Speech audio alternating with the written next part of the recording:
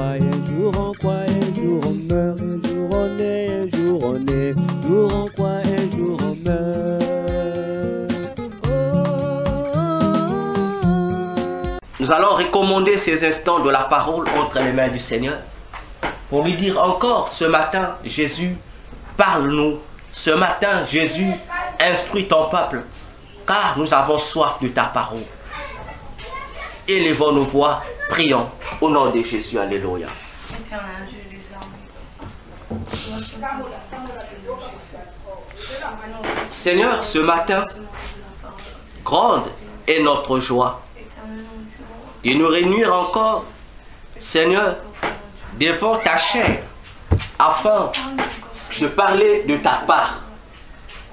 Toi qui es dit, Seigneur, à Satan, le diable, notre ennemi, que l'homme ne vivra non seulement de pain, mais aussi de toute parole qui sort de ta bouche. Ce matin, Seigneur, que ta bouche nous nourrisse ce matin.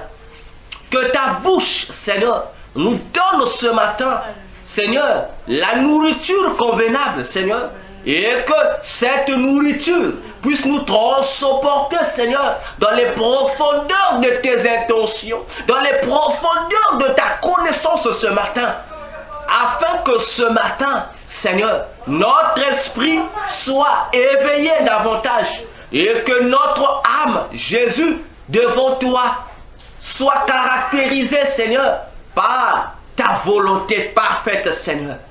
Ce matin, Seigneur, je m'oppose contre tout esprit anti-parole de Jésus. Que tout esprit, Seigneur, qui ne confesse pas, Seigneur, la véracité de ta parole, ce matin est vaincu au nom de Jésus. Ce matin, que les aveugles voient. Ce matin, que les sourds entendent. Ce matin, que les cœurs, Seigneur, soient ramenés à toi, Jésus, ce matin. Afin que toute incrédulité soit brisée. Comme disait Jérémie, ta parole était marteau. Et que cette parole brise, Seigneur, toute incrédulité et toute ignorance au nom de Jésus, Père de gloire. Que ton nom soit béni. Nous t'avons ainsi prié et nous disons Amen. Et nous acclamons encore le Seigneur, lui qui est merveilleux, lui qui est digne de confiance, lui qui est digne de gloire. Oh, merci Jésus. Béni soit ton nom, Seigneur. Alléluia. Amen. Que la gloire et l'honneur soient rendus à notre Seigneur et Sauveur Jésus-Christ. Amen. Bien-aimés dans le Seigneur, ce matin, je vous salue encore au nom de Jésus. Amen. Et que sa joie soit le partage de tous. Amen. Ce matin, nous allons poursuivre avec notre enseignement sur l'intimité avec Christ. Nous allons prendre la suite de la 4e partie sur l'apôtre Pierre. Comme j'ai souvent l'habitude de dire, chaque jour ou chaque fois que nous nous réunissons devant la parole de Dieu, attendons-nous à quelque chose de nouveau. Amen. Et j'aime ces choses parce que, comme l'a dit Jésus, comme le monde des ténèbres aussi le reconnaît, jusqu'à aujourd'hui, 10% seulement de la connaissance de la Bible a été exploitée par les humains. Donc, 90 autres pourcents restent à exploiter.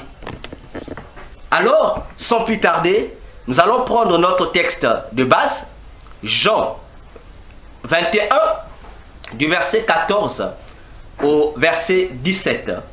Jean 21, du verset 14 au verset 17. Lisons ensemble la parole de Jésus.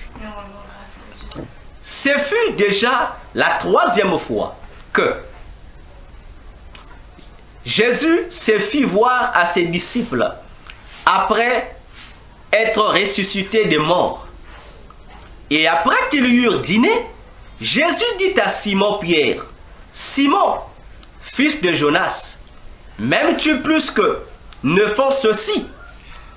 M'aimes-tu plus que ne font ceci? » lui répondit, oui, Seigneur, tu sais que je t'aime. Il lui dit, paie mes agneaux. Il lui dit encore, Simon, fils de Jonas, m'aimes-tu? Il lui répondit, oui, Seigneur, tu sais que je t'aime. Il lui dit, paie mes brebis. Verset 17, il lui dit pour la troisième fois, Simon, fils de Jonas, m'aimes-tu? Pierre fut attristé de ce qu'il lui avait dit pour la troisième fois, m'aimes-tu? Et il lui répondit, Seigneur, tu sais toutes choses, tu sais que je t'aime. Jésus lui dit, paie mes brebis, parole du Seigneur. Amen. Amen. Amen. Alors, le dimanche passé, nous avons parlé de la nature de l'intimité que l'apôtre Paul, plutôt l'apôtre Pierre, avait à l'égard de Jésus. En un mot, la qualité d'amour que lui éprouvait pour Jésus. Parce que Jésus répète à Pierre 3 fois, m'aimes-tu, m'aimes-tu, m'aimes-tu. Avec nos traductions bibliques, rien de nouveau ou d'étrange n'apparaît dans ces déclarations de Jésus, ou sinon dans cette conversation entre Jésus et l'apôtre Pierre. Mais lorsque nous lisons avec le grec, la langue avec laquelle fut traduite ou sinon écrite le Nouveau Testament, nous voyons quelque chose de différent. Laquelle? C'est que le verbe aimer, aimer, qui figure dans cette portion d'écriture, n'est pas le même entre Jésus et Pierre. La première fois, lorsque Jésus dit à Pierre, Pierre, m'aimes-tu? Le verbe aimer ici, attention, c'est le verbe agapao, c'est-à-dire aimer d'un amour de Dieu. Pierre répond, tu sais que je t'aime. Le aimer de Pierre n'est pas le verbe agapao, mais plutôt le verbe philéo, qui veut dire aimer quelqu'un d'un amour fraternel, d'un amour social. Et c'est là que j'ai dit, on voit déjà la différence du degré d'intimité. Jésus s'adresse à Pierre dans une intimité divine, mais Pierre répond à Jésus dans une intimité amicale. Il y a deux choses qui ne vont pas. Jésus répète pour la deuxième fois à Pierre, Pierre, agapao. Pierre répond aussi la deuxième fois, toujours philéo. Il y a problème. Et Jésus comprend que Pierre n'est pas encore entré dans la dimension dans laquelle lui, Jésus, veut que Pierre atteigne. La dimension d'un amour agapao qui est au-dessus de tout autre amour. Et pour la troisième fois, Jésus est obligé de se rabaisser au niveau du degré de l'intimité de l'apôtre Pierre. Et pour la troisième fois, Jésus lui dira, Pierre, philéo. Et notre très cher bien-aimé Pierre répond toujours comme d'habitude, philéo. Vous comprenez? Donc Pierre n'avait pas compris les raisons pour lesquelles on lui demandait ça 3 fois. Voyez-vous? Et nous avons dit pour conclure que quel est le degré de l'amour que toi tu as de manière intime avec Jésus? Quel est ce degré d'amour? Alors, bien-aimés dans le Seigneur, pour ce matin, nous allons poursuivre. Comme j'avais dit, nous allons rentrer dans la profondeur de cette affaire, de l'intimité avec Christ. Bien-aimés dans le Seigneur, qui qui était l'apôtre Pierre? Attention. Je dis, soyons attentifs. Qui était l'apôtre Pierre? C'est le premier point pour ceux qui notent. Notre premier point qu'on va voir aujourd'hui. Qui était l'apôtre Pierre? C'est ce qui sera le sous-thème, notre sous-thème. Qui était réellement l'apôtre Pierre? Car la compréhension de qui était Pierre va nous ouvrir plusieurs révélations importantes pour nous aider à savoir situer notre amour devant le Seigneur Jésus-Christ. Alors, pour vous qui notez, notez le grand temps. Notez le grand temps. La grande responsabilité de Pierre. La grande ou grande responsabilité de Pierre. Bien-aimé, vous savez, Jésus avait plusieurs autres disciples. Voyez-vous, Jésus avait plusieurs autres disciples. Surtout après sa résurrection. Ils n'étaient plus que 12. Non. Après la résurrection, ils sont devenus 120. Vous imaginez? Alors, le premier point, je répète, que nous allons voir. Le grand thème. Grande responsabilité de Pierre. Jésus avait plusieurs disciples après sa résurrection. Il pouvait aller se révéler à n'importe qui pour lui demander de paître ses brebis parmi les 120. Curieusement, Jésus ne s'est focalisé que sur l'apôtre Pierre. Mais pourquoi? Qu'est-ce que Pierre avait-il de si spécial ou d'extraordinaire par rapport aux autres? Pourtant, notez-le, Pierre aussi est un arriviste, c'est-à-dire c'est son frère André qui a amené Pierre au Seigneur. Ah, attention, je répète, c'est André, le petit frère de Pierre, qui a rencontré Jésus en premier et qui a emmené Pierre auprès de Jésus. Vous comprenez? C'est comme on pourrait dire aujourd'hui que c'est André qui a évangélisé Pierre pour qu'il appartienne à Christ. Donc, Jésus devrait rencontrer André pour donner à André qui a évangélisé pour que lui, André, puisse paître ses brebis. Malheureusement, pas malheureusement, curieusement, Jésus va prendre Pierre pour lui demander de paître ses brebis. Attention, cette demande de Jésus révèle la grande responsabilité de Pierre. Par rapport à quoi cette demande est-elle une grande responsabilité? Nous allons le voir. C'est par rapport au contenu des déclarations de Jésus. Faisons attention lorsque Jésus parle. Parce que lorsque Jésus parle, il y a des gens qui ne se limitent qu'à la connaissance de ce que Jésus a dit, mais qui ne prêtent pas attention à chaque mot que Jésus emploie. Attention, frère.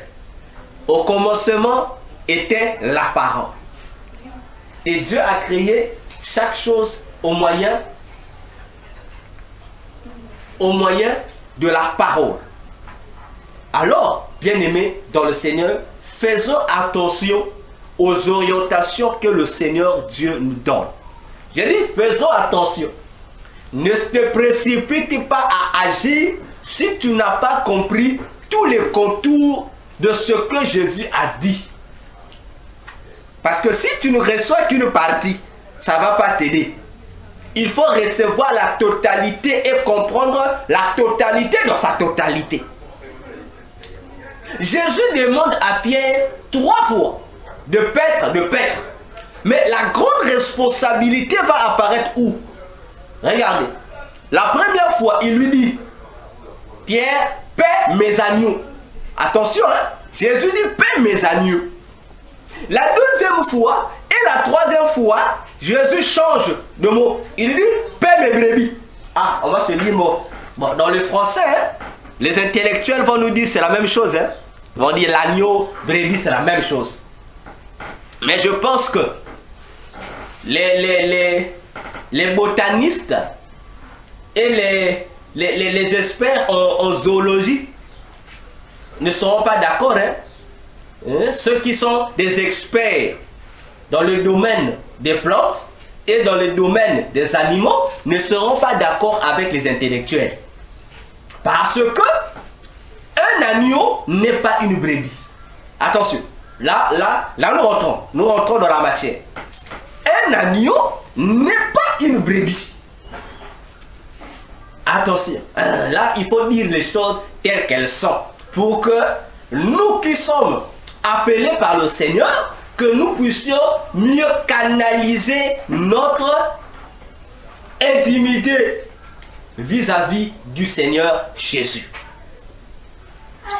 Un agneau, c'est le petit d'une brebis. Un agneau, c'est l'enfant enfanté. Je préfère le dire ainsi, au lieu d'utiliser le verbe mettre bas pour les animaux, mais je prends ça dans le sens général. Donc, un agneau, c'est l'enfant enfanté par une brebis. En liaison avec le mari de la brebis qui est le bélier. Donc, le bélier et la brebis sont un animal féminin et masculin. C'est-à-dire, on dit mâle et femelle. Donc, la brebis est la femelle du bélier. Et l'enfant de la brebis et du bélier, on l'appelle agneau. C'est comme on dit chien, chienne et chiot. Voyez-vous? Voilà. Donc, un agneau, ce n'est pas une brebis. Lorsqu'on parle de l'agneau, on voit l'enfant d'une brebis. Mais lorsqu'on voit la brebis elle-même, on voit le père de l'agneau, plutôt le parent de l'agneau. Comprenons-nous bien. Je répète pour une meilleure compréhension. Lorsqu'on parle d'un agneau, on fait allusion à l'enfant d'une brebis. Tandis que lorsqu'on parle d'une brebis, on fait allusion aux parents de l'agneau. Et voilà d'où s'impose la grande responsabilité que Jésus donnait à l'apôtre Pierre. En d'autres mots, Jésus disait à l'apôtre Pierre, Pierre, si tu m'aimes, tu dois paître les enfants des brebis et les brebis elles-mêmes. Donc, Jésus soumet à l'attention de l'apôtre Pierre une responsabilité double. Pierre doit gérer les parents, Pierre doit gérer les enfants. Pierre doit gérer les brebis, Pierre doit gérer les agneaux. Attention. Et pour faire ça, Jésus pose la question si Pierre l'aime, d'un amour agapao. Soulignez déjà ça. Donc, pour que toi, chrétien, tu sois capable de gérer les agneaux de Jésus et les brebis de Jésus, ça demande un autre amour, une autre dimension d'amour. Il faut avoir l'amour agapao, l'amour divin. On va le comprendre pourquoi. Remarquez un élément, que le petit de la brebis, ici appelé agneau, attention, il parle des membres de l'église, c'est-à-dire des fidèles de l'église. Vous comprenez? Les agneaux sont les fidèles des églises. encore appelés les membres d'une église. Voyez-vous? Tandis que les brebis sont les parents des membres de l'église. Attention, les membres de l'église ont des parents. Leurs parents, c'est ce que nous appelons les pères spirituels, les ministres de Dieu, en un mot, les bergers des églises. Je reprends. Les agneaux sont les fidèles des églises, tandis que les brebis sont les pasteurs, les ministres de Dieu qui gèrent les églises. Là, vous avez compris. Donc, on reformule encore. Lorsque Jésus dit à Pierre, Pierre, m'aimes-tu d'un amour de Dieu? Alors, tu dois paître les pasteurs des églises et leurs enfants spirituels. C'est une grande responsabilité parce que Pierre doit gérer les bergers des églises et les membres des églises. Pierre doit les gérer, il doit les paître. Pourquoi? Parce que nous avons dit, un agneau, c'est le résultat de la brebis et du bélier. Attention, hein? Et Jésus dit, paix, mais. Il dit, mais. Voyez-vous? Donc, ce sont ces brebis et ce sont ces agneaux. Donc, entre l'agneau et la brebis, au milieu, si nous établissons un chemin, nous aurons à droite, nous aurons l'agneau, bon, disons à gauche, nous aurons l'agneau, et à droite, nous aurons la brebis, et au milieu, nous aurons le bélier. Voyez-vous le chemin? Nous avons à gauche l'agneau, à droite la brebis, et au milieu, nous avons le bélier. Et s'il faut mettre les valeurs à leur place, l'agneau, on a dit, c'est les fidèles des églises. La brebis, à droite, ce sont les pasteurs des églises. Et au milieu, le bélier, c'est le Seigneur Jésus-Christ. Ce qui veut dire, les fidèles des églises sont le résultat de la fusion, de l'union entre Jésus et un ministre de Dieu. Ou entre Jésus et un visionnaire. Attention, je répète encore. Un fidèle d'une église est le produit de l'union entre Jésus, le bélier, et un visionnaire, la brebis. Donc, c'est l'union entre ces deux personnes qui donne naissance à un fidèle ou à un membre d'une église. Parce qu'il n'y a pas de fidèle d'église sans vision. Et il n'y a pas de vision s'il n'y a pas un visionnaire. Et le visionnaire est appelé ministre s'il a un ministère parmi les 5 ministères. C'est-à-dire s'il est prophète, s'il est apôtre, s'il est pasteur, s'il est docteur ou s'il est évangéliste. On l'appelle ministre. Mais si le visionnaire ne fait pas partie des 5 ministères, on l'appellera berger. Attention. Et qu'il soit berger, qu'il soit ministre, ce sont des visionnaires. Et c'est à partir des visionnaires que naissent les membres d'une église. Attention. Alors, nous allons prendre un passage pour expliciter ce que nous sommes en train de dire. Pour démontrer avec la Bible que un fidèle d'une église ne peut que être fidèle s'il y a eu union entre Jésus, le bélier, et un visionnaire. Nous allons prendre Jacques chapitre 1. Jacques chapitre 1. Prenez vos Bibles, parce que vous devez lire ensemble avec moi. Motoako samotote. Que personne ne trompe quelqu'un. Jacques 1, considérons le verset 17 au verset 18. Jacques chapitre 1 du verset 17 au verset 18. Lisons ensemble. Vérifie également dans ta Bible. Vérifie. Jacques dit, tout le bien qui nous est donné et tout don parfait vient d'en haut. J'aime ces choses. Descendant du Père des Lumières, par devers lequel il n'y a point de variation ni d'ombre de changement. Verset 18. Il nous a de sa propre volonté engendrés par la parole de la vérité afin que nous fussions comme les prémices de ces créatures. Je dis Amen. Amen. Jacques dit, nous avons été engendrés par Dieu. Il dit, mais comment? Il dit, au moyen de la parole de la vérité. Attention. Donc, Jacques nous informe.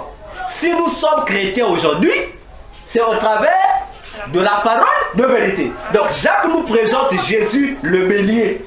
Il y a déjà le bélier qui est là. Qui est une sémence, qui est la parole. Attention.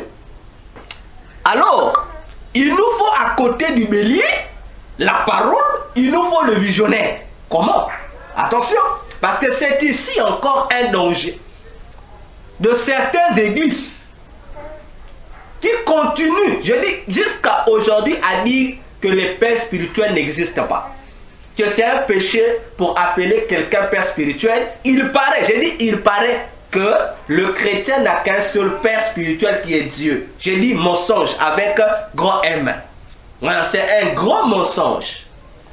Nous allons le démontrer. Prenons la Bible, frère. J'aime la Bible. Prenons Philémon. Prenons le livre de Philémon. Je sais que plusieurs chrétiens lisent vraiment ce livre-là. Philémon vient après le livre de Tite. Après Timothée, Tite, vient le livre de Philémon. Prenons Philémon. Prenons le verset 10 et le verset 11. Philémon, verset 10 et le verset 11. Philémon n'a qu'un chapitre. Écoutons ce que dit l'apôtre Paul. Il dit, il s'adresse à Philémon, un chrétien aussi. Je te prie donc pour mon fils Onésime, que j'ai engendré dans mes liens, qui t'a été autrefois inutile, mais qui maintenant est bien utile, et à toi et à moi, et lequel je t'envoie. Alléluia. Amen. Onésime n'est pas le fils biologique de Paul. Paul n'a pas mis au monde. Autrefois, Onésime était serviteur de cet homme Philémon. Mais, pendant qu'il était serviteur, Onésime était un serviteur moins sérieux. Parce qu'il était encore païen. Mais, lorsque Onésime là, que Philémon connaissait hier, païen, insérieux, moins sérieux, ou car sérieux, tous les noms que vous voulez, va revenir. Il ne reviendra plus l'ancien Onésime. Il revient le nouveau Onésime qui est né de nouveau par la parole de vérité, comme dit Jacques. Mais Pierre dit que, plutôt Paul dira que Onésime est né de nouveau, c'est lui Paul qui l'a engendré. Et Paul l'appelle mon fils. Là, je pose d'abord la question. Bon, c'est pas une question encore. J'attire d'abord l'attention à ceux qui disent que le père spirituel n'existe pas. Paul dit Onésime c'est son enfant qu'il a engendré. Les liens dont il parle ici, il parle de son apostolat. Et vous voyez déjà, mais Paul l'a engendré comment? Paul l'explique lui-même. Prenons encore un autre verset de la Bible. Prenons 1 Corinthiens chapitre 4. 1 Corinthiens chapitre 4, le verset 14 au verset 15. 1 Corinthiens 14, du verset 14 au verset 15. 1 Corinthiens chapitre 4, je répète. 1 Corinthiens chapitre 4, du verset 14 au verset 15. Écoutons, Paul nous donne les détails, les explications qu'il faut. Il dit, je n'écris point ces choses pour vous faire honte, mais je vous donne des avis comme à mes chers enfants. Donc Paul appelle tous les membres de l'église de Corinthe ses enfants. Attention, il dit mes chers enfants. Le verset 15. Que tous les contradicteurs qui s'opposent au Père spirituel, qui disent que c'est une doctrine satanique, qu'ils écoutent ce que Paul dit. Verset 15, Paul dit, car, voilà ça commence, car, quand vous auriez 10 000 mètres, attention, hein, parce que les gens disent, non, on peut pas, le Père spirituel n'existe pas, c'est un mensonge, c'est de l'arnaque des pasteurs. Nous n'avons que pour Père spirituel Jésus, mais le pasteur n'est que le maître spirituel, d'accord. Maintenant, écoutons ce que Paul vous répond, vous là. Paul dit, je répète, car quand vous auriez 10 000 maîtres en Christ, hein? Paul parle des maîtres spirituels, dont vous parlez là, hein? Voilà. Et il ajoute, vous n'avez pourtant pas plusieurs pères, car c'est moi qui vous ai engendré en Jésus par l'évangile. Maintenant, toi, tu viens me dire ici que les pères spirituels n'existent pas. Mon frère, va bien lire ta parole là. Tu as mal compris les choses. Jésus est notre Père spirituel, oui. Mais après Jésus, il a établi des pères spirituels. Il ne faut pas confondre le titre de Jésus, notre Père céleste, au visionnaire des églises. Voyez comment Paul est clair. Bon, mais je ne sais pas pourquoi les gens continuent à faire des débats inutiles. Dis non, et ils sont là, les gros évangélistes. Non, les grands pasteurs. Frère, comprenez que ce sont des hommes qui sont en erreur parce qu'ils ne savent pas ce qu'ils disent. Comme je l'ai toujours dit, l'évangile n'appartient pas aux amateurs. Si toi tu es prédicateur ou enseignant de la parole, tu es amateur, reste pour toi avec les exhortations pour encourager les gens. Mais n'entre pas dans le domaine de l'enseignement. Laisse l'enseignement aux experts que nous sommes. Toi, reste avec ton exhortation. Reste là-bas. Reste avec l'exhortation. Va encourager les malades. Va encourager les blessés de guerre. Va encourager les désespérés. On vous cherche là-bas. Les blessés de cœur, va les encourager. Les amoureux dessus, va les encourager. Les chômeurs qui ont perdu le boulot, ils ont besoin de ton exhortation. Mais laisse l'enseignement aux gens qui savent enseigner. Laisse l'enseignement, parce que l'enseignement ne vient pas pour encourager quelqu'un, ni pour recevoir quelqu'un. Mais l'enseignement vient présenter aux enfants de Dieu ce que la doctrine veut, ce que le ciel veut qu'eux ils soient. Comment doivent-ils marcher avec Christ? Voyez-vous, l'enseignement n'a pas de sentiment, ça n'a pas non plus d'émotion. Voyez-vous, Paul dit ici, il dit dans le Seigneur. Ça veut dire que je te dis que si dans le corps de Christ, tu peux avoir plusieurs mentors spirituels, tu peux avoir plusieurs conseillers spirituels, c'est bien, mais vous n'avez qu'un seul Père. Il s'adresse à toute une église, l'église de Corinthe, qui a été bâtie par qui? Par Paul. Et il dit, je vous ai engendré par l'évangile. Ah, vous comprenez que les visionnaires des églises, ce sont des brebis en connivence avec le bélier qui est la parole de Dieu, parce que c'est eux qui jouent le rôle de la femme. Voyez-vous, Jésus donne la sémence à la femme de la même manière que pour qu'un enfant soit né, il faudrait, j'aime toujours dire, il faudrait qu'il y ait la sémence de l'homme et qu'il y ait la sémence de la femme. N'est-ce pas? Et c'est la femme qui sort la sémence qui est entrée en elle. De la même manière aussi, tout visionnaire doit savoir que il devient une brebis au travers de qui Jésus a des postérités, au travers de qui Jésus a des disciples ou des enfants. Voyez-vous? Pour dire que, bien-aimés dans le Seigneur, nous devons faire attention avec ce que nous écoutons, avec ce que on nous enseigne. Quelqu'un qui te dit que le Père spirituel n'existe pas, dis-lui c'est mon amateur. Dis-lui tu es un amateur. Dis cherche le professionnel. C'est un amateur. Il apprend encore à parler l'évangile. Il apprend encore à parler l'évangile. Voyons-nous. Donc, on comprend ici que Jésus dit à Pierre, Pierre doit gérer les pères spirituels et les fils spirituels. de ses pères. Il doit les gérer. Voilà la grande responsabilité de Pierre. Voyez-vous? C'est pourquoi vous allez voir quelque chose. Prenons encore la Bible. Aujourd'hui, on va beaucoup lire les Écritures. Prenons encore Luc 22. Dans Luc 22, le verset 31 jusqu'au verset 32. Luc 22, le verset 31 au verset 32. Jésus dit à Pierre ceci. Pierre, lorsque tu seras affermi les autres. Attention, hein. Pierre, lorsque toi-même, Pierre, tu seras affermi, à ton tour, tu dois affermir les autres. Or, dans les autres que Pierre doit affermir, il y aura des pères spirituels et il y aura des fils spirituels. Attention, voilà la grande responsabilité qu'on donne à Pierre. En lui disant, paie mes agneaux et paie mes brebis. Donc, Pierre doit paître ces deux catégories d'individus qui appartiennent au Seigneur. Comprenez-moi bien.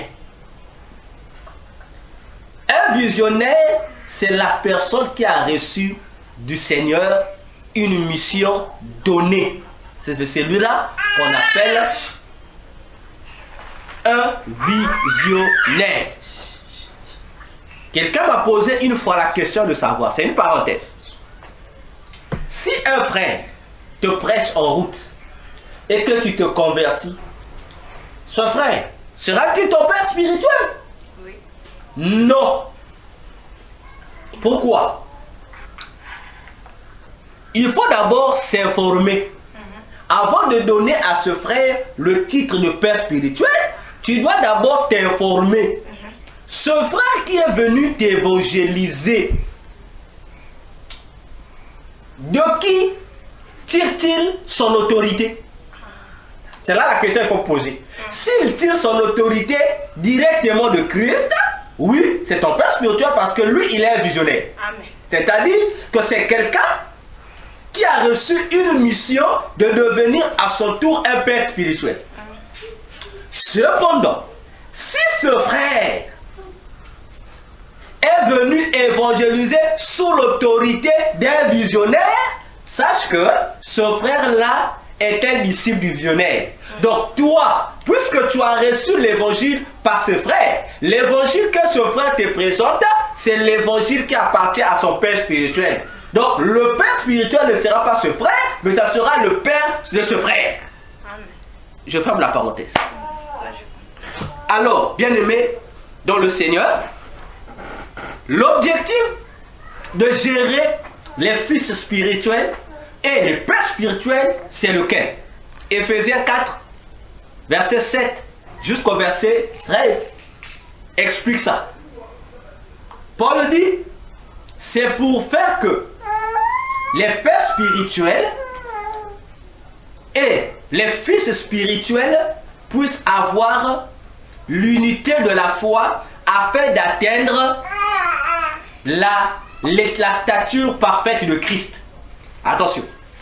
Pour dire que la mission qui est donnée à Pierre est semblable à celle qui avait été donnée au prophète Jean-Baptiste. Dans Malachie 4, qu'on a appelé Élie, il doit réconcilier les pères à leurs fils. Amener les cœurs des pères vers leurs fils et les cœurs des fils vers leurs pères.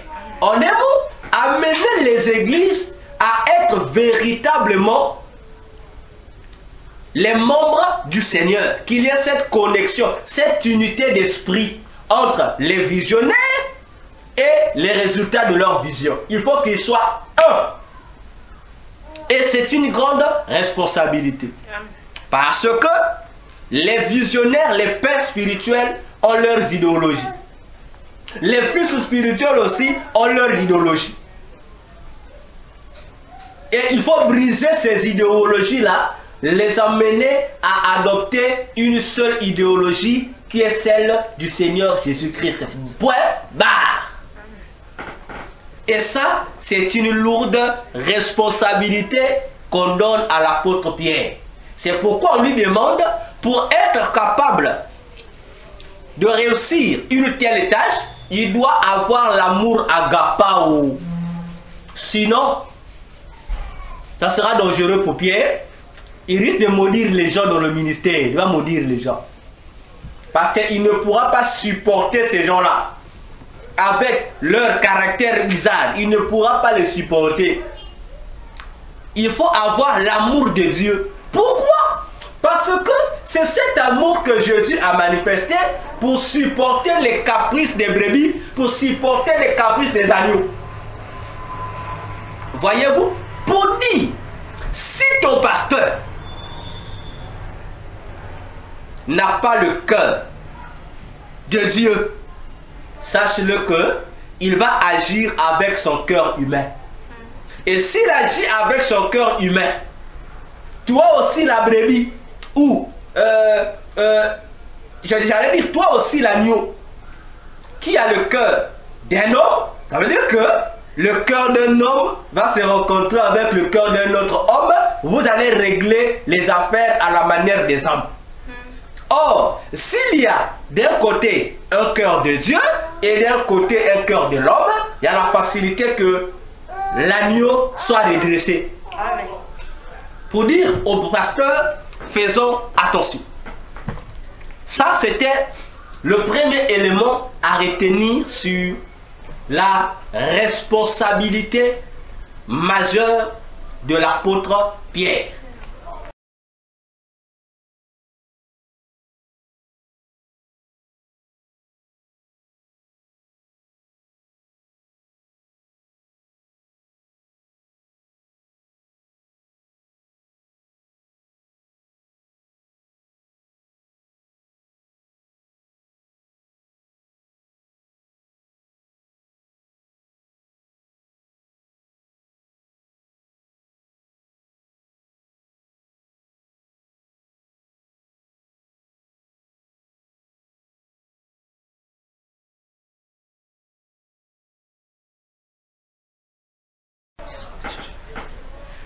Le deuxième point, pour vous qui notez, grand 2, notez-le. Grand 2, changement de l'identité de Pierre. C'est ici que les choses vont devenir de plus en plus sérieuses. Les choses vont devenir de plus en plus sérieuses. 2.2, le changement de l'identité de Pierre. Parce que pour réussir cette œuvre, comme je le disais tantôt, Pierre doit avoir l'amour agapao. Or, pour avoir l'amour agapao, il faut que la personne accepte de perdre son amour humain. Vous me comprenez, j'espère? Pour avoir l'amour de Dieu en toi, tu dois éliminer l'amour humain. Parce que l'amour divin ne cohabite pas avec l'amour humain. Non. Il faut qu'il y ait en toi un seul amour qui est l'amour agapao, l'amour de Dieu. Voyez-vous? C'est pourquoi Pierre doit subir un changement d'identité. Or, lorsqu'on parle d'identité, point n'est besoin pour moi ici de rappeler c'est quoi une identité. En un mot, l'identité, c'est ce qui fait de toi toi. En un mot, c'est ce qui fait que tu sois toi. C'est ta personnalité. Voilà, en un mot. Alors, l'apôtre Pierre était quelqu'un avant de recevoir cette lourde responsabilité. Prenons Jean 18. Plutôt Jean 21, le verset 18. Notre passage de base. Jean 21, le verset 18. Jésus le rappelle à Pierre. Je n'invente rien. Jésus lui dit, dans Jean 21, verset 18, après lui avoir demandé de paître ses agneaux et ses brebis, Jésus lui dira, en vérité, je te dis, quand tu étais plus jeune, tu te saignais et tu allais où tu voulais. Mais quand tu seras vieux, tu étendras tes mains et un autre te cédera et te mènera où tu ne voudrais pas. Ici, Jésus dit, Pierre, lorsque tu étais plus jeune, lorsque tu seras vieux, on pose la question, on dit, lorsque tu étais plus jeune, tu menais ta vie comme tu voulais. Mais lorsque tu seras vieux, ce n'est plus toi. C'est quelqu'un d'autre qui te ferait faire ce que toi tu ne veux pas. Mais Jésus présente la jeunesse et la vieillesse de Pierre. Qu'est-ce que Jésus voulait dire à Pierre? Pierre jeune, c'est la vie que Pierre avait avant de devenir chrétien. Avant d'avoir le Saint-Esprit, Pierre était jeune. Pour Jésus, il était jeune. Mais lorsque Pierre reçoit le Saint-Esprit, il deviendra vieux. Vous comprenez? Lorsque Pierre est païen, il n'a pas le Saint-Esprit, il est jeune. Mais lorsqu'il va recevoir le Saint-Esprit, il va vieillir. Parce que lorsqu'il est jeune, il agit avec ses propres forces, sa propre vigueur. Il fait tout comme bon lui semble. Mais lorsqu'il a le Saint-Esprit, la jeunesse quitte, il devient vieux. Et lorsqu'il devient vieux, comme dit Jésus, ce que tu faisais toi-même pendant que tu étais jeune, c'est une autre personne qui te le fera faire. Vous voyez un vieux, voyez-vous un vieillard? Comment est un vieillard? Voyez, le vieillard, même pour ses besoins, c'est plus lui qui veut. Hein. Même si le vieillard veut aller à gauche, mais c'est lui qui le dirige, l'amène à droite. Hein. Le vieillard est obligé de suivre la cadence. Voyez-vous? Or, la personne qui nous rend vieux, c'est le Saint-Esprit. Lorsque tu as le Saint-Esprit, tu deviens vieux. Parce que c'est le Saint-Esprit qui va te conduire. Tu ne vas plus te diriger toi-même, mais c'est l'Esprit de Jésus qui va maintenant diriger tes pas. Qui va te dire ce que tu dois faire, qui va te dire ce que tu dois être. Parce que lui, l'Esprit, est mandaté par Jésus pour te conduire sur les droits chemins de Jésus. Voyez-vous? Alors, Pierre déjà ici est sensibilisé. On l'avertit que la lourde charge que je te confie a aussi besoin que tu renonces à toi, à ton toi. Tu renonces à ton toi pour porter mon moi. Attention, hein? Attention. On ne peut pas diriger l'œuvre de Dieu avec ton moi. Non, tu dois avoir en toi le moi de Jésus. Amen. Parce que si tu as avec ton toi, ah mon frère, ça sera grave, hein? Lorsque je parle de ton toi, je parle de toi avec tes OI, hein? Je ne parle pas du toit de la maison, non. Excusez-moi. Alors, bien-aimés dans le Seigneur, nous parlons du changement de l'identité de Pierre. Prenons encore un autre verset de la Bible. Prenons Jean 1. Jean 1, verset 42. Jean 1, verset 42. Prends ta Bible, mon frère, ma soeur, lis avec moi. Jean 1, verset 42. Écoutons l'identité de Pierre avant d'avoir le Saint-Esprit. C'est Jésus qui nous explique cela. Jésus dit, et il le mena vers Jésus. C'est-à-dire André amène Pierre vers Jésus. Et Jésus, ayant jeté la vue sur lui, Jésus dit, tu es Simon, fils de Jonas. Tu seras appelé Céphas, c'est-à-dire Pierre. Vous avez remarqué? C'est Jésus qui voit Pierre. On dit, ayant jeté le regard sur Pierre. Donc, il n'a pas regardé Pierre avec le même regard de tout le monde. C'est un regard. En français, on va dire, Jésus a observé attentivement Pierre. Après l'avoir attentivement observé, Jésus lui dit, on lui rappelle d'abord ce qu'il est. On dit, tu es Simon, fils de Jonas. C'est-à-dire Simon, l'enfant de monsieur Jonas. Jésus lui dit, mais tu t'appelleras, il y a un changement d'identité, Céphas. Et Jésus explique, c'est-à-dire Pierre. C'est Jésus présente l'identité ancienne de Pierre et l'identité nouvelle que Pierre doit revêtir. Attention. Et là, mes bien-aimés dans le Seigneur, revenons sur le mot. Il y a un mot ici que je voudrais que vous souligniez avec moi. Quel est le mot? Le mot, c'est fils de Jonas.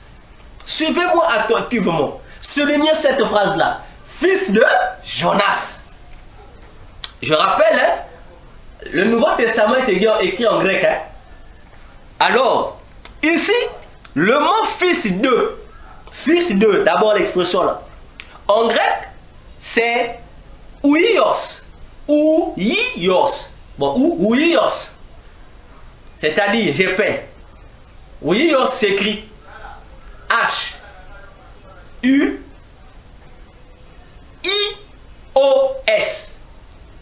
H-U-I-O-S.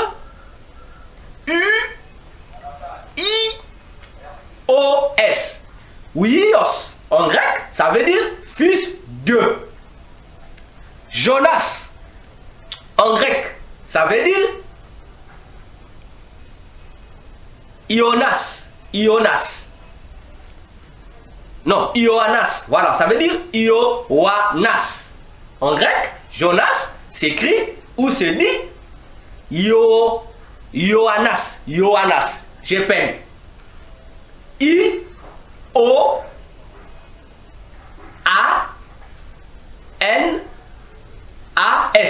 Donc, Ioannas.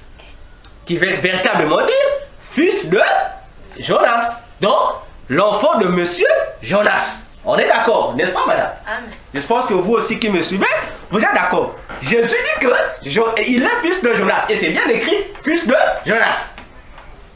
Maintenant, prenons Matthieu. La même phrase, hein? Prenons Matthieu 16. Matthieu 16, verset 16 à 17. Nous connaissons le verset. Matthieu 16, verset 16 à 17. On va voir la même connotation. Jésus dit, Simon Pierre répondit et dit, tu es le Christ, le Fils du Dieu vivant. Et Jésus répondit et dit, tu es bienheureux, Simon, fils de Jonas, car la chair et le sang ne te l'a pas révélé, mais mon Père qui est aux cieux. Vous avez remarqué que le sang revient, fils de Jonas. Bien. Maintenant, suivez-moi. Dans Jean 1, 42, Jésus a confirmé que Pierre était bel et bien le fils de monsieur Jonas. Mais ici aussi, on a l'impression que c'est la même chose que dit Jésus. Ça, c'est la Bible française qui nous donne. Je ne sais pas aussi si dans la Bible, les autres langues, ça y est aussi. Mais c'est faux. C'est pas ce que Jésus dit. Ah oui. Attention. Ici, Jésus ici révèle encore une autre identité de Pierre pendant que Pierre n'a pas encore le Saint-Esprit. Là-bas, il nous montre que Pierre est un être humain. C'est-à-dire, c'est un fils de l'homme qui appartient à la race d'Adam. Voyez-vous? Or, ici, lorsque Jésus dit encore Simon, fils de Jonas, il ne dit pas fils de Jonas. Ça, c'est une erreur de traduction. C'est pas fils de Jonas. Pourquoi? Là-bas, dans Jean 1, 42, on a dit le mot fils de, c'est ouios. N'est-ce pas? C'est ouios qui veut dire fils d'un tel. Mais ici, ouios n'est pas. En grec, c'est pas ouios. C'est pas ouios en grec ici. Non. En grec ici, le mot fils de Jonas, c'est pas la même expression que fils de Jonas. En grec ici, le mot c'est barionas. C'est barionas. Ça change, hein? Donc l'expression qui dit fils de Jonas, en grec c'est un mot qui veut dire barionas. Donc Jésus dit à Simon Pierre, il lui dit Simon barionas. Il dit pas Simon fils de Jonas. Attention.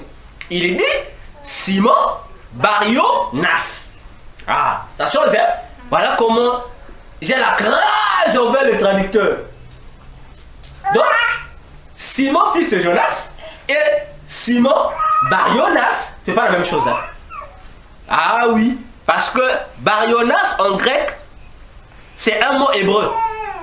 Un mot hébreu de Bariona. Plutôt c'est un mot araméen. Bariona qui veut dire, ce que je disais autrefois, ça veut dire un bandit. C'est-à-dire un bandit nationaliste. Un bandit dans le sens de résistant contre l'armée romaine. Voyez-vous? Donc aujourd'hui on s'appelle des révolutionnaires. Voilà, bon, aujourd'hui on dit les combattants, les révolutionnaires. Donc Jésus dit ceci. Dans Matthieu 16, verset 17. Il dit Simon,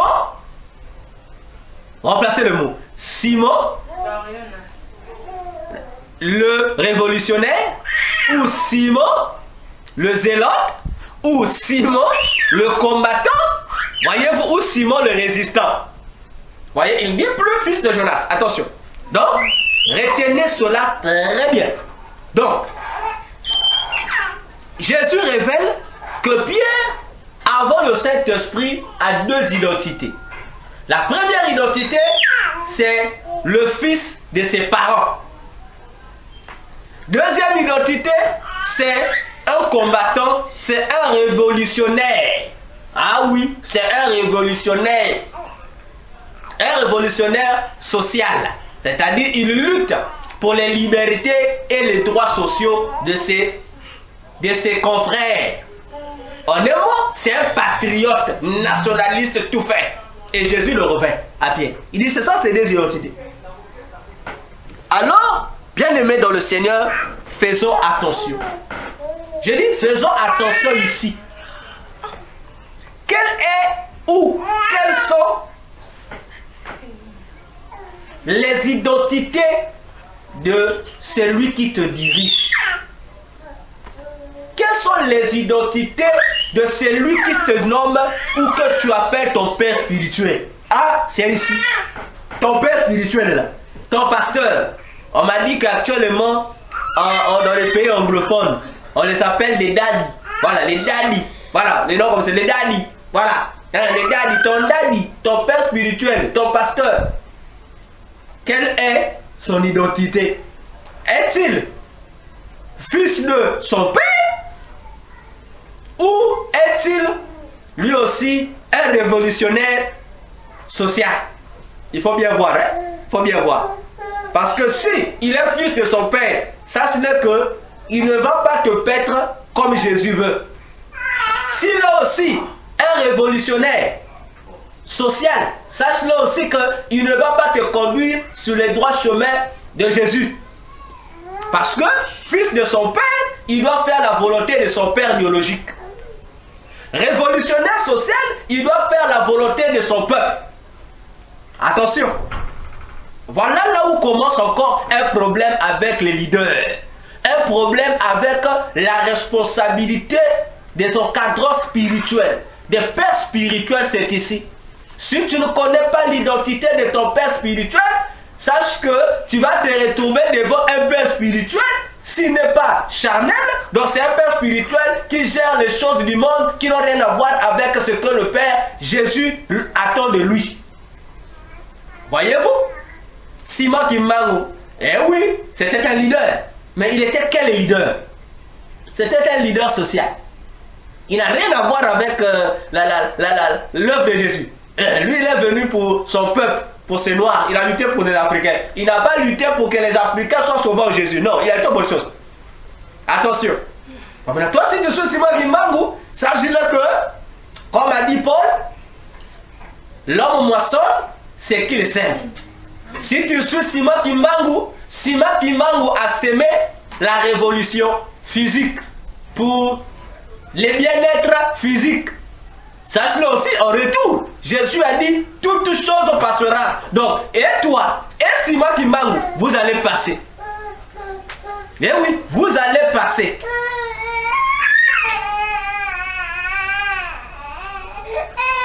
Madame, tiens l'enfant, tiens l'enfant. Vous allez passer. Je dis, je répète, tu suis un visionnaire spirituel, mais qui est révolutionnaire ou encore qui continue les passions de son père biologique, sache-le que le frère, tu es mal barré. Tu croirais être conduit sur le chemin de Dieu, mais on est en train de t'égarer. Mahomet, leader spirituel, mais il est fils de son père, Abdallah. Attention, j'ai dit Mahomet. Bon, pour les Arabes, Mohammed, le prophète de l'islam, il est apparu pour dire il est un leader spirituel. Mais attention, lorsque nous l'avons vu dans la loupe de Jésus, on a compris que Mahomet était un leader spirituel qui n'avait rien à voir avec Jésus. Mais lui, il satisfaisait les ambitions de son père, Abdallah. Attention, Abdallah veut dire, que les imams viennent me contredire. Abdallah veut dire Abba, serviteur, Allah. Donc, Abdallah veut dire serviteur d'Allah. Maintenant, je pose la question aux imams. Fâchez-vous si vous voulez vous fâcher. Mahomet ne peut pas être le sauveur du monde. Parce que Mahomet amène les gens à Allah. Oh, le Dieu de la Bible que vous prétendez servir, que Mahomet a prétendu servir, il n'est pas Allah. Il est Jésus. Amen. Donc, si Mahomet, au lieu d'amener les gens à Jésus, amenait les gens à Allah, et nous savons que Allah est le Dieu des ancêtres de Mahomet, le Dieu de la famille de Mahomet, de sa tribu, les Koresh. Donc Mahomet n'est pas un digne leader pour les chrétiens, ni pour même le païen, parce qu'ils n'auront pas service ni aux chrétiens, ni aux païens. Attention, qui est le leader qui te conduit? Eh oui, si on te ramène à la tradition de tes ancêtres, sache que tu es garé. Quelle est l'identité du leader, mes frères, mes soeurs, qui est en train de vous conduire? Attention, réfléchissez. Moi, je monte. Alors, l'effet pour Jésus, dans l'élevé Pierre, dans sa peau de fils de Jonas et de Barionas, c'est-à-dire des résistants, Jésus a désorienté la vision de Pierre. Il lui dit, Pierre, là maintenant Pierre, tu vas paître mes brebis. Ce ne sont pas les brebis de Pierre, ce ne sont pas les agneaux de Pierre, mais les agneaux et les brebis de Jésus. Amen. Donc, Jésus embauche Pierre pour que Pierre fasse son travail.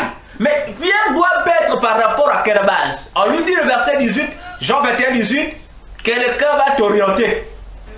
C'est-à-dire, tu vas diriger mon peuple. Tu vas diriger mes pasteurs. Tu vas diriger mes brebis.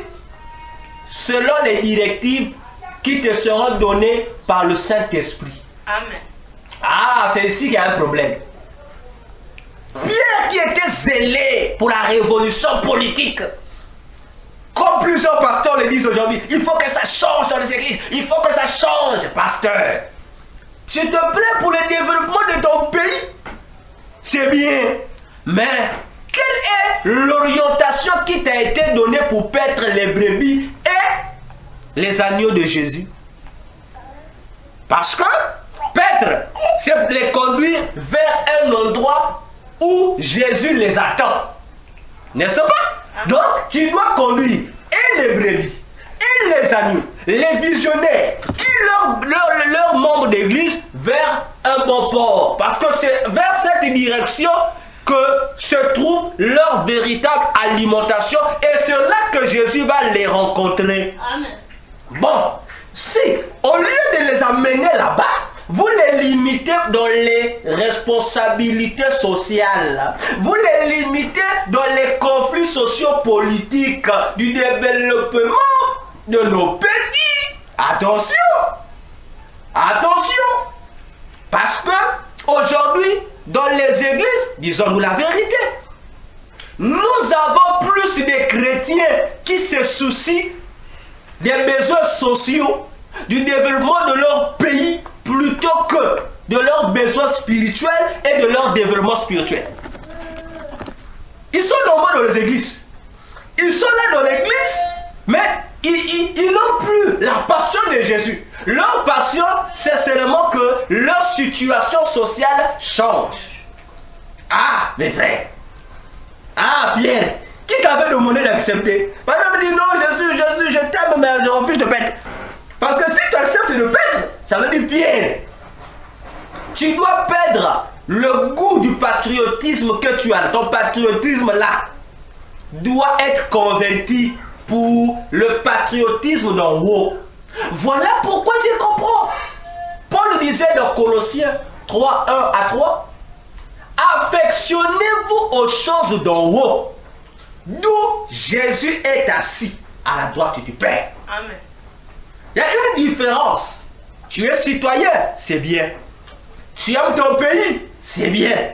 Alors, entre les besoins de Jésus pour ton pays et les besoins des révolutionnaires pour ton pays, quels sont les besoins qui sont plus importants? L'Amérique est développée, mais est-ce que l'Amérique est sauvée? Ah, c'est la question qu'on doit se poser aujourd'hui. Le Dubaï là, tout le monde veut Dubaï, tout en Afrique, Dubaï. Un pays où tout est presque construit en or. Oui, c'est beau ce pays. Oui, il y a de l'or partout. Mais la question qu'il faut nous poser, est-ce que les habitants de Dubaï sont-ils sauvés? Il y a révolution économique, oui. Révolution sociale, oui. Développement, oui. Émergence, oui, c'est bien. Mais tout ça, ça relève du plan physique. Mais spirituellement, comment sont ce pays-là? Comment sont ces habitants-là spirituellement? Comment sont-ils? Ah, voilà la stratégie du monde des ténèbres. On vous donne le développement physique, mais le développement spirituel vous sont privés. Alors, quel développement voulons-nous? Développement de Dieu ou développement de Satan? À Pierre de réfléchir. À Pierre de réfléchir. Jésus amène Pierre à se démarquer du patriotisme physique pour le patriotisme céleste. Parce que c'est lui qui est noyé, rempli du patriotisme du ciel. Il n'aura d'autre ambition que prêcher l'évangile pour que les âmes soient sauvées. Voilà pourquoi Paul disait, je me dois aux Juifs et je me dois aux Grecs. Parce que il faut que je leur annonce l'évangile là. Car je n'ai point honte de l'évangile de Jésus, parce que c'est la puissance de Dieu pour le salut de quiconque croit. Amen. Mes frères, mes sœurs, le monde n'ira plus mieux. Le monde n'ira plus mieux. Eh oui, combien même nous aurons l'impression que le mieux en question est là, mais ça ne sera qu'un mieux provisoire, un fait semblant du mieux, parce que le mieux n'existera plus, car le monde est en train de partir à sa fin, à sa destruction. Attention, je dis attention à l'église. Vérifions les identités des pères qui nous conduisent là. Ton Pierre là, il faut voir son identité. Il a quelle nature lui? Il a quelle nature lui, ce Pierre là? Parce que si aujourd'hui, on a des hommes de Dieu, des visionnaires d'église, qui se permettent en pleine chair de montrer qu'il appartient à tel parti politique, et il commence à insulter l'autre parti politique. Frère, pasteur, non, cher pasteur, craignons Dieu. Si tu appartiens à la gauche, ou tu es républicain, ou je ne sais pas si tu es démocrate, mais garde ça pour toi. Ça, lorsque tu sors de l'église, on va faire ça là-bas. Mais tu ne viendras pas à l'église pour dire aux gens, moi je suis de tel parti politique, les tels partis politiques. Et vous vous permettez même en pleine église, vous les pasteurs révolutionnaires, de dire aux enfants de Dieu, dans les églises, d'aller voter pour tel parti politique. Mais attendez, rendez à César ce qui est à César, à Jésus ce qui est à Jésus. Amen. Bon, imagine-toi, pasteur. Et je comprends pourquoi il y a des conflits dans les églises aujourd'hui. Ce ne sont pas des conflits spirituels, ce sont des conflits charnels. C'est la guerre des visions politiques dans nos églises. Parce que le leader de l'église, il appartient, il est républicain. Bon, l'ancien de l'église est démocrate. Bon, lorsque le pasteur vient à la chaire, il vote les républicains. Bon, l'ancien, lorsqu'il passe aussi, il vote les démocrates. Alors, au lieu d'annoncer l'évangile qui va sauver les vies, c'est devenu la guerre des opinions. Donc, on a rejeté l'évangile, c'est maintenant deux baryonymes qui sont en train de se combattre. Parce qu'ils veulent le développement du pays. Mais où est l'évangile? Église, faisons attention. J'ai dit faisons attention. Parce que il faut qu'on comprenne pourquoi tu as été établi par le Seigneur pour paître son peuple. Pourquoi? Pourquoi tu as reçu le ministère que tu as? Pourquoi? Attention. Paul disait encore, je suis juif de nature. J'ai aussi cette passion-là qui brûle en moi, de voir mon peuple évoluer sur le plan physique, de voir aussi mon peuple être restauré physiquement. Mais il dit, mais à cause de l'évangile, je suis obligé de les laisser comme ça. Je me préoccupe d'abord de l'évangile. Attention. Attention. Voyons-nous, parce que lorsque tu es fils de ton père, tu sais les valeurs de ton père ou tes traditions, ou encore tu es révolutionnaire, combattant, militant de la liberté et des droits humains, sache-le que ce sont tes propres efforts qui fonctionnent. C'est ta propre intelligence qui agit. Ce sont tes réflexions qui font l'affaire. N'est-ce pas? Mais lorsqu'on vient voir Pierre, Jésus lui a dit, Jésus a dit à Pierre, on lui a changé de nom. Lui qui était Simon, on lui donne le nom de Pierre, c'est-à-dire Céphas. Mais pourquoi Jésus lui change de nom? Parce que Pierre, plutôt Simon, son nom Simon signifie solitude ou désert. Donc Jésus, lorsqu'il a vu en Pierre que malgré ses courages en tant que combattant, il a vu, il était courageux, il était zélé pour combattre pour la libération de son pays, pour combattre les Romains. Il était zélé, en tout cas il n'avait pas peur. Malgré ça, physiquement il était, comme on dit en lingala, Azaraki et Lomé. Mais Jésus, lorsque Jésus a vu Pierre spirituellement, il voyait que Pierre était dans le désert. Donc ça veut dire que peu importe les efforts physiques qu'il pouvait faire, Pierre n'aidait pas son peuple à obtenir la vraie bénédiction qui vient de l'Éternel, parce qu'il était un désert. Qu'est-ce qu'un désert peut offrir à quelqu'un? Rien. Et c'est comme ça que sont plusieurs chrétiens, plusieurs hommes d'église, plusieurs pères spirituels. Ils sont comme ça. Vous le voyez courageux, vous le voyez renommé, vous le voyez, il a beaucoup d'argent, vous le voyez. Mais lorsque Dieu le voit, Dieu voit que c'est un désert pur et simple. Donc tout ce qu'il dit là, tout ce qu'il fait là, ce n'est que de la poudre aux yeux. C'est rien, ça n'apporte rien de Dieu aux gens. Donc il est inutile aux yeux de Dieu. Et Dieu dit non, non, non, non. Je dois changer Pierre d'état. Je l'enlève de l'état désertique pour faire de lui une pierre. Et son nom, Pierre, ça veut dire, bon, en grec, hein, Petros, ça veut dire un caillou.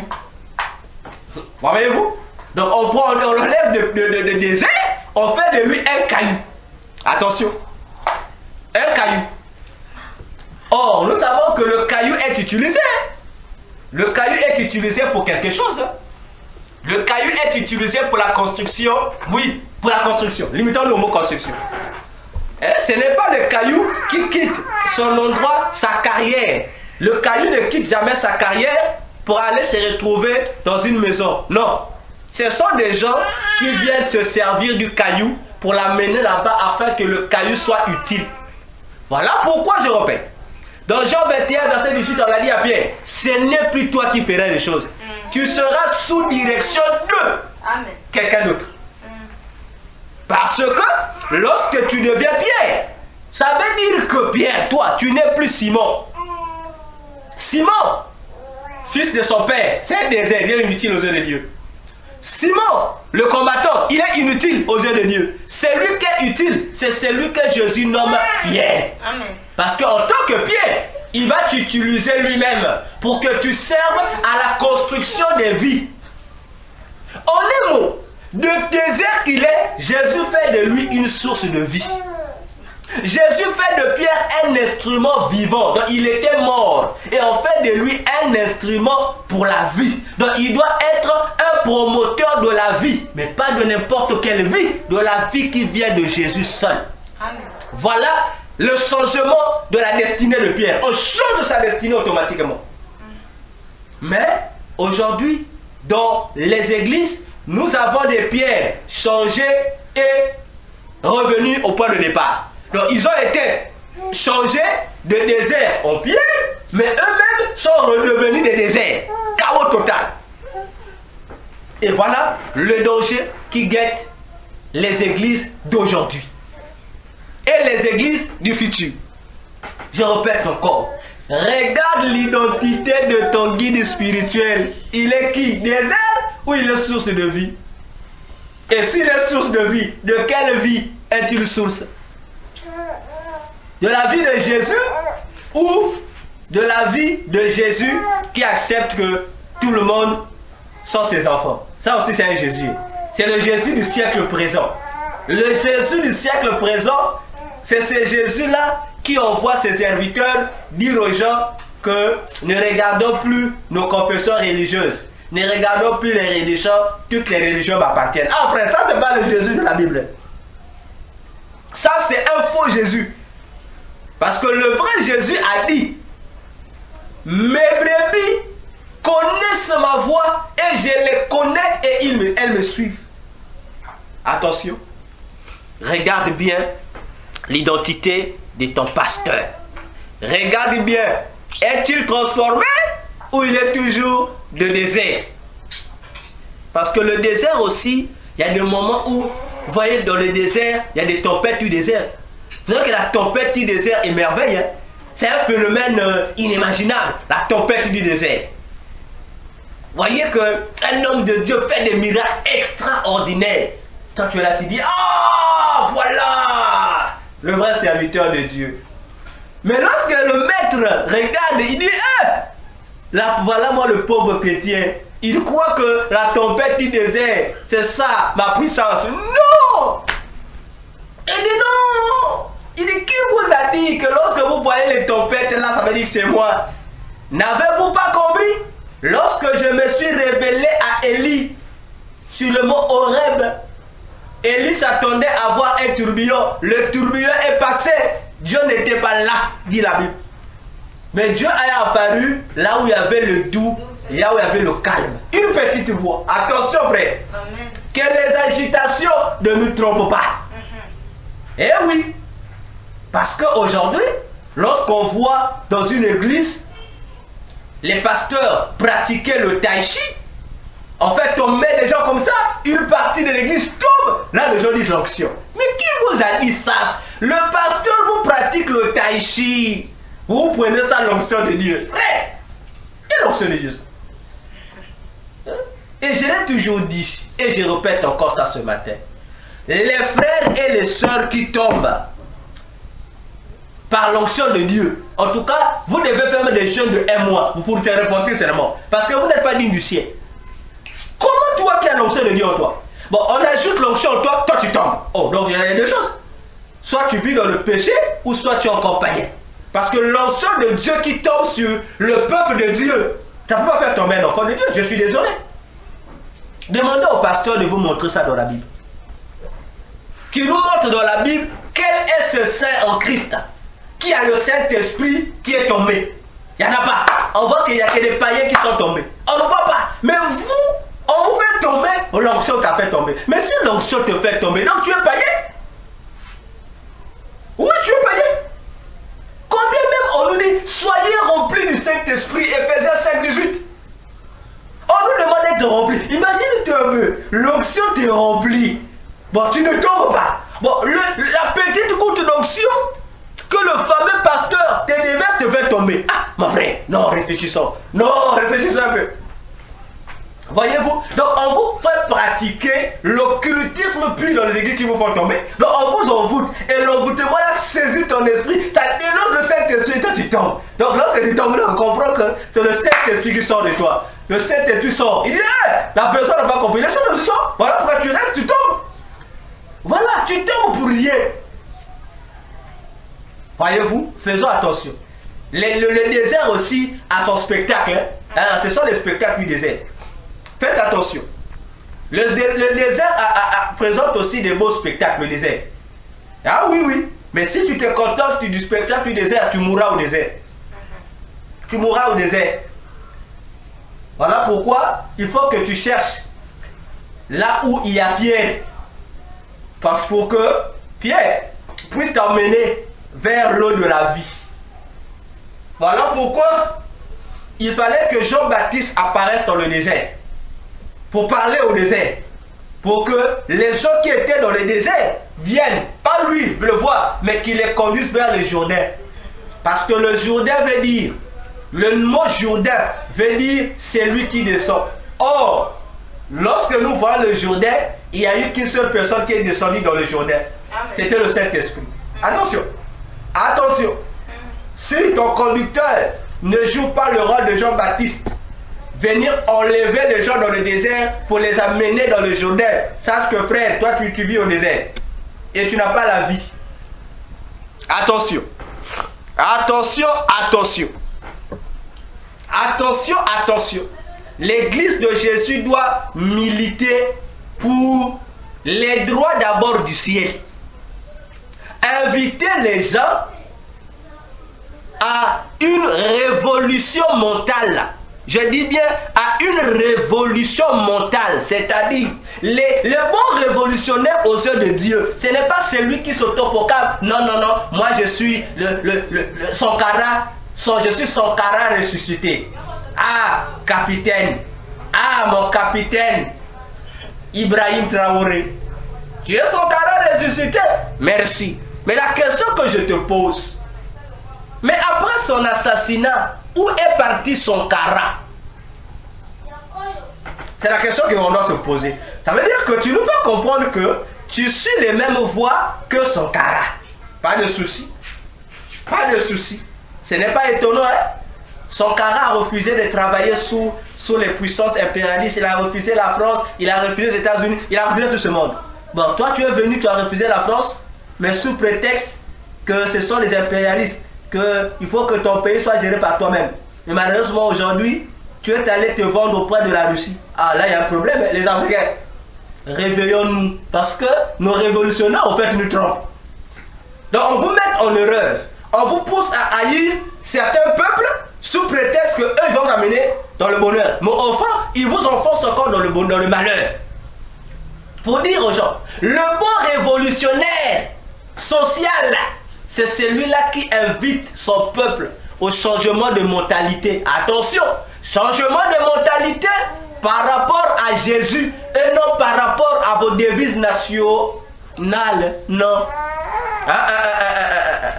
À cause de l'égalité là, la devise de l'égalité là, la France a validé l'homosexualité. Faisons attention. Parce que les devises de nos pays, ce sont que des pièges pour aider le mal à régner dans nos pays.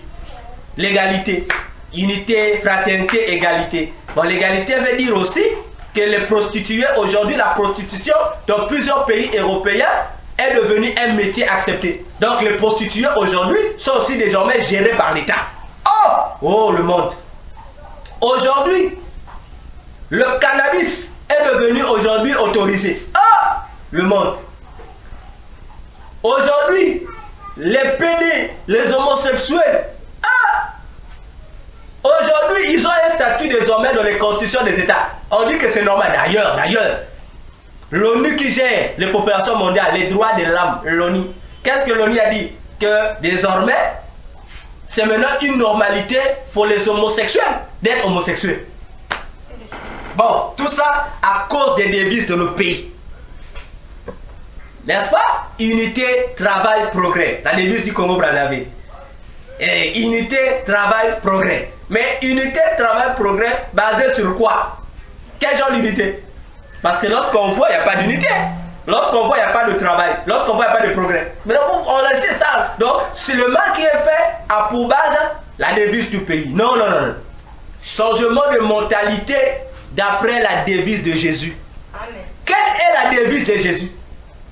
Pour que les mentalités des gens changent. La devise de Jésus, c'est quoi? C'est naître d'eau et d'esprit. En un mot, naître de nouveau. Car si vous invitez les gens, les peuples, à changer de mentalité, qui consiste pour vous à tourner le dos aux Français, aux Américains, aux Européens, bref, les haïs. Jésus, c'est pas ça. Le changement de mentalité, c'est inviter ton peuple, ta population, à quitter le paganisme pour devenir chrétien. Car lorsqu'ils se convertissent en Jésus, ils n'auront plus le droit de faire souffrir le pays. Oui, lisons un peu la Bible. Prenons Romains 12. On va comprendre les choses. Romains 12, versets 1 à 3.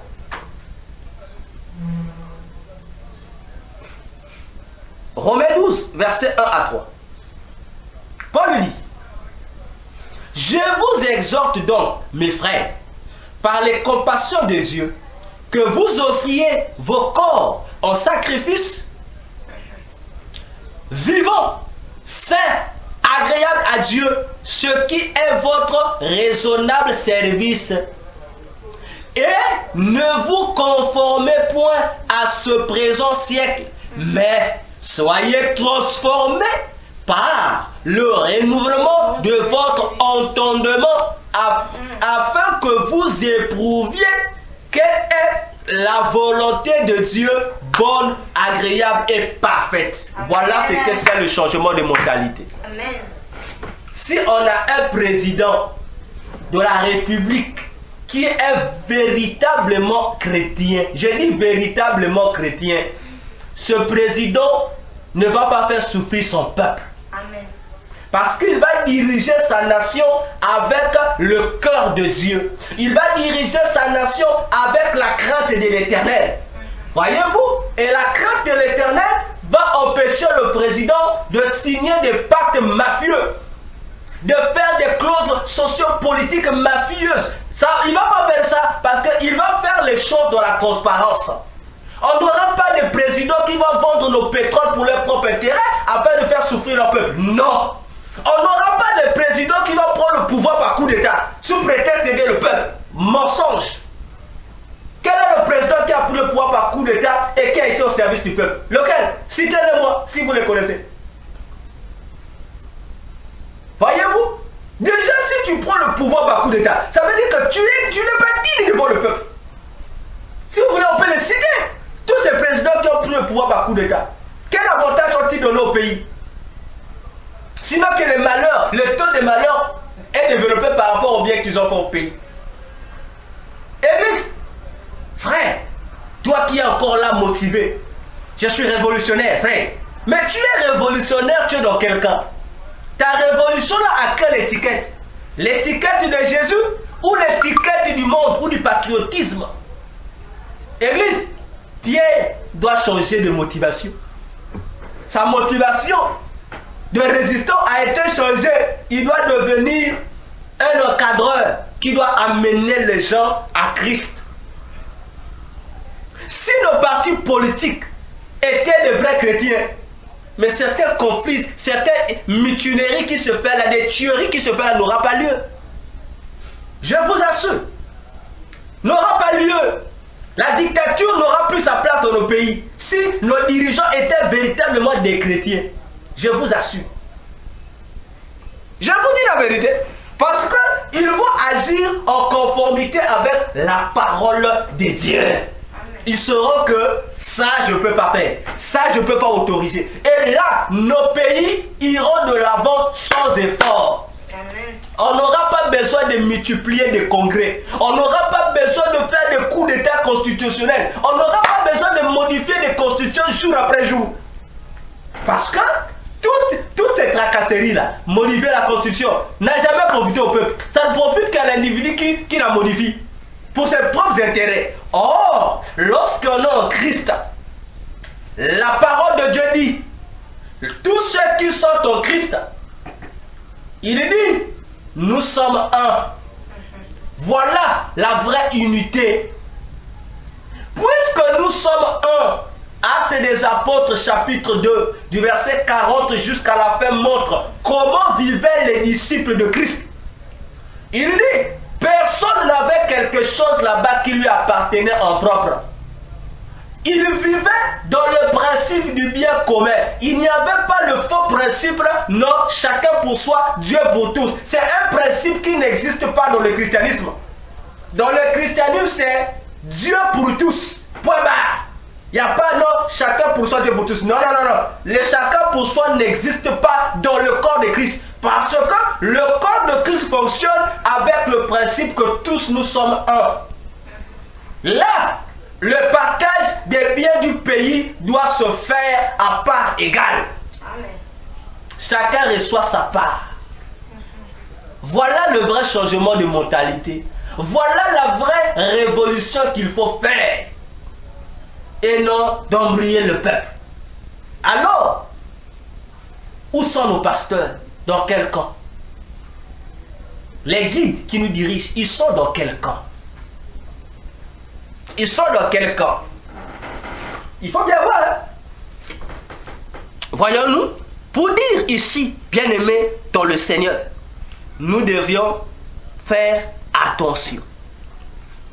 Je dis bien très, très attention. C'est ici que je m'arrête pour aujourd'hui. Et le dimanche prochain, nous allons voir 2 autres points qui nous restent pour finir avec cet enseignement sur l'intimité avec Christ. Vous savez, un jour, pendant que Jésus se tenait devant Pilate, Pilate posait toutes les questions et lui a osé dire à Jésus, j'ai le pouvoir de te sauver, de te libérer, tout comme de te condamner. Donc, il faut me parler. Jésus l'a regardé. Il a dit à Pilate, tu n'as aucune autorité sur moi. Si aujourd'hui, je me présente devant toi, ce n'est pas ton autorité à toi. C'est parce que il faut que j'accomplisse ce qui doit être accompli. Sinon, il dit, je demanderai à l'armée, à mes multiples ordres de sang pour venir intervenir en ma faveur. Je n'ai pas besoin de toi. Vous comprenez un peu? Il dit, mon royaume n'est pas de ce monde. Il dit, mon royaume n'est pas de ce monde. Sinon, j'ordonnerai à mes anges de venir combattre. Vous comprenez, Église? Pour te dire, comment gères-tu ton intimité avec Christ? L'homme de Dieu qui t'encadre. Et toi, l'homme de Dieu qui encadre les brebis, plutôt les brebis ou les agneaux de Jésus. Comment est ton amour, ton intimité est comment? Est-ce agapao ou philéo? Jésus t'attend à la dimension d'agapao, à la dimension où, dans laquelle, plutôt, tu dois réaliser que tu ne vis plus, que tu ne vis que pour paître les brebis et les agneaux de Jésus. Là, tout ce que tu dois faire, c'est pour eux, afin que le ciel soit heureux. Donc arrêtons, lorsque tu enseignes le peuple, arrêtons les divertissements. Arrêtons d'enseigner pour plaire au peuple. C'est pourquoi il est important, comme disait un homme de Dieu, de reconnaître les serviteurs de Dieu. Oui, oui, c'est important. Sachez comment reconnaître les serviteurs de Dieu, les vrais. Sinon, tu risques de te retrouver avec un Pierre qui n'a pas le Saint-Esprit. Il va se dire un leader, mais c'est un désert. Il ne peut pas te donner la vie que Jésus veut que toi tu aies. Alors, bien-aimés, examinons-nous. Examinons notre amour. Il n'y a pas un seul chrétien au monde qui dit qu'il n'aime pas Jésus. Il n'y en a pas. Tous ceux qui se disent chrétiens, ils disent tous j'aime Jésus.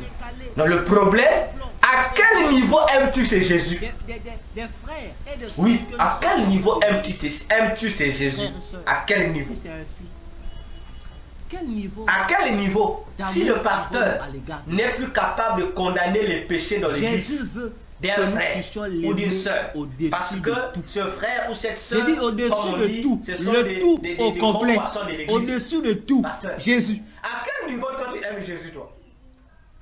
Est-ce que S'il y a des sommes-nous milliers de capables frères et de sœurs d'amener qui craignent notre amour de Jésus à cette dimension où on te dit, je fais un choix entre Jésus ou la famille. Tu dis Jésus. La famille va te dire, tu es mauvais. La société te dira aussi, tu es mauvais. Mais Jésus dira, tu es bon. Parce que tu as fait un choix. En conclusion, Élie a dit